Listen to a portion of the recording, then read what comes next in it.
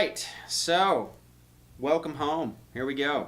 So what you're going to do is you keep the same finger shape. I'm just using my pinky, but you can use your third finger.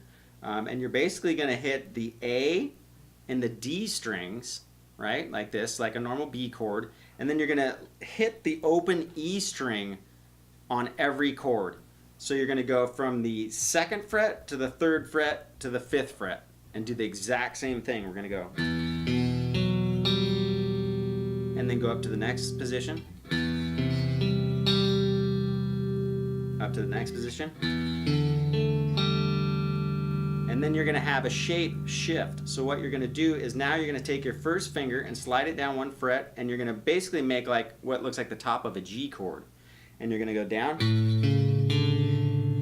And then you're going to slide into the next chord. So we got. Alright, so from the beginning we got. And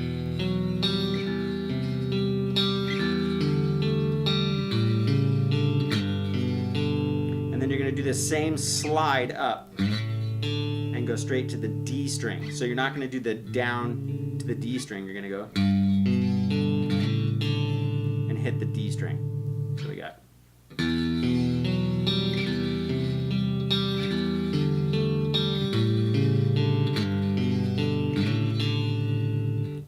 Recycle the riff over and over again.